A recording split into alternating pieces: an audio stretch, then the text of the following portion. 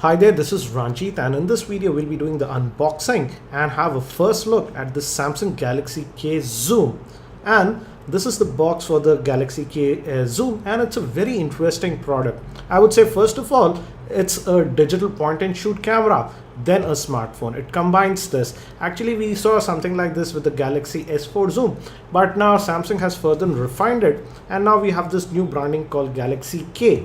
And we have a proper camera. It has a 10x optical zoom, and actually it packs in a decent smartphone also. Let me also talk about the specs. It sports actually a 6-core processor, that's a Exynos hexa-core processor, and the two powerful cores that are based on the ARM Cortex A15 architecture are clocked at 1.7 gigahertz, and the quad-core part is clocked at 1.3 gigahertz. It says we have a 121.9 mm Super AMOLED screen, that is a 4.8 inch screen. Regarding RAM, it has 2 gigs of RAM, so that's nice, and we have 10x optical zoom. We also get proper optical image stabilization, and in terms of video recording, it can record videos up to 1080p, that's full HD, but sadly no 4K video recording. And I have this in black color. And regarding the pricing, in India it was just launched exclusively via Amazon India, and as you can see, the price quoted here on the box is 34,990, but it's available for 29,999. I'll have the link for Amazon India in the show notes. So let's quickly actually break these seals and let's have a look at this device. And I would say it's an interesting device. It's a specialty kind of a device. This is for people who are primarily looking for a good camera, but they also want a built-in smartphone, Android smartphone with it. So here we have the device itself. I have this in the black color. We also get it in the white and that shimmering blue. Actually, if you can just see from this is inspired from that Galaxy S5, that perforated back cover. Actually, the unit is very light for a 10x optical camera, and if you just notice, it packs a decent camera plus a smartphone. Hence, in the width department, I would say yes, it's thicker than your normal smartphones, but considering what it offers, I think so it's a good deal. We also have a proper Xeon flash with this, so it's a proper camera, I would say. So let's see what else do we get in the box. We have a quick start guide. Let me put that to the side, and let's see what accessories. This is the standard micro USB cable, and we also get some extra earbuds, so that's nice. And we do get the earphone, and we have a button here to adjust the volume and to take our end call, so we do have that. And we also have and this is the USB charger. It's 1.55 amps. And lastly, we have the battery itself. So let me keep that to the side. This battery is a 2430 milliamp hour battery. So let's actually look at this device itself as of now. And let me take out this protective cover that we have. And as you can see on the back, it says Super AMOLED Android, and it has Bluetooth, Wi-Fi. So it's a full functional smartphone, I would say. And again, let's just open this up. This can be opened, and we have a slot here for the micro SD card slot. It accepts micro SD cards up to 64 gigs. So this back cover can be opened, and this reveals your SIM tray. You can add your micro SIM over here, and we'll just pop in our battery. I won't add the SIM right now, I'll do that a bit later. Let's actually just do the boot for this. First boot and have a look. And it's a 10x optical zoom, and it also has optical image stabilization, and it can zoom from 24 to 240 mm. So let's try to power on. We have the power button over here. Let me see if it has. Yes, as you can see, it says Galaxy K Zoom, and it's powered by Android. Looks like a smaller version of Galaxy S5, I would say, but yeah, because of this lens, it's a little bit thick. By the time it boots, actually, let me give you a physical overview. On the top, we have the 3.5 mm headphone jack. We also have a secondary microphone over here, and on this end, we have the volume rocker, power button, and a dedicated button for the camera actually. Moving towards the bottom, we have the main microphone, micro USB slot that will be used for charging this device. Again, I told you, indent to open. micro SD card slot, and this is for the lanyard, I think so. Yeah. Moving towards this side, we have the speaker phone, the lens, Xeon flash, Samsung branding. So as you can see, it is this initial setup. I'll just skip this portion and I'll be back. And as you can see, we are now booted. Again, it's a very familiar TouchWiz interface that you get. Actually, it's the same one that we saw with the Samsung Galaxy S5. We have the S Finder, Quick Connect, and these new type of icons that we get. So it's very similar to that. And if we just go towards the extreme left, we also have that My Magazine. So we have that new TouchWiz that we found on the Galaxy S5. It's similar.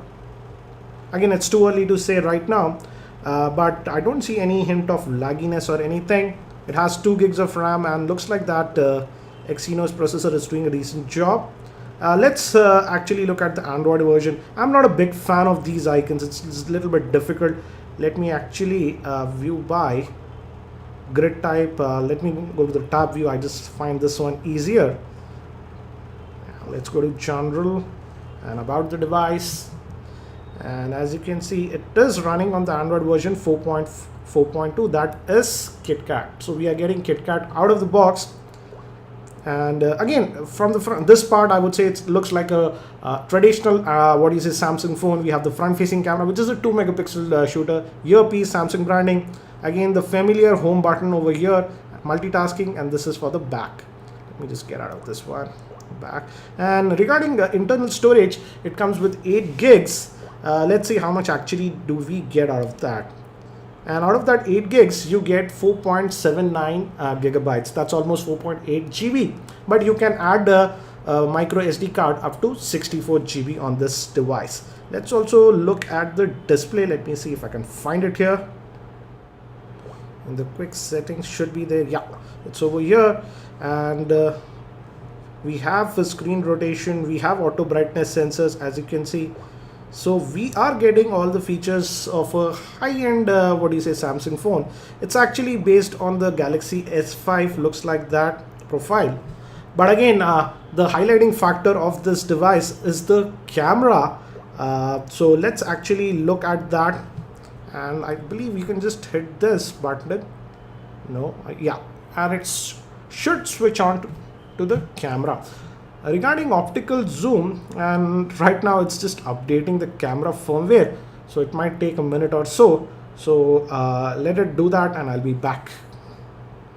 And it was done actually pretty quickly, and it has optical zoom, and you use this volume rockers to do that. For example, let me just show you. As you can see, I'm using that optical zoom, and I can zoom in, and now I can just tap into an area and it will focus. And there's one more interesting thing, and as you can see, it had that Xeon flash. It fired, and this is the image. Looks pretty nice compared to traditional smartphones, I would say. Again, I was expecting this because this is first a camera, I would say, rather than a smartphone. One interesting thing that I found on this, let me just switch off the flash completely like this, and let me just take the snap and see. I'll just move to that help, and here without the flash, this is the one without the flash. Let us go back. And one more interesting thing is that with this one, as it's a camera, Samsung has given it a lot more modes. For example, you can just tap into an area like this normally, but now let's say if you want to change the exposure, you can hold here corner, and you can rotate this to adjust the exposure. As you can see, it's getting brighter or darker if I do that. For example, now it's a very crude way to show you that, but this is how you can do some advanced stuff with this one. We also do get all the traditional modes that you find on Samsung phones, for example, all these. But this is the new Pro Suggest mode that we also have. And actually, I'll make a dedicated video regarding this mode because this is a little bit special and it does offer you a lot of modes. So again, as you can see, let me just actually fire up the camera again. And the lens will go up and down if you just zoom in and out of the subject. For example, I'm zooming, as you can see, the lens, because it's optical zoom. But if you close the camera app, let me go back to home, it just goes back like this.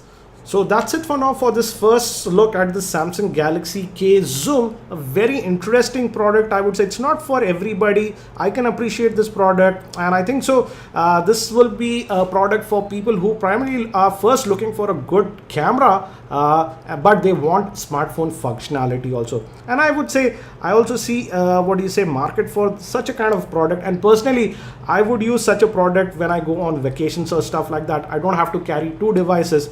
Again, I have to test the camera a lot more. I'll be doing that. And if you have any specific questions regarding this device, do post them in the YouTube comment section and I'll try to answer them. Thank you for watching this video. This is Ranjit and I hope to see you in my next video.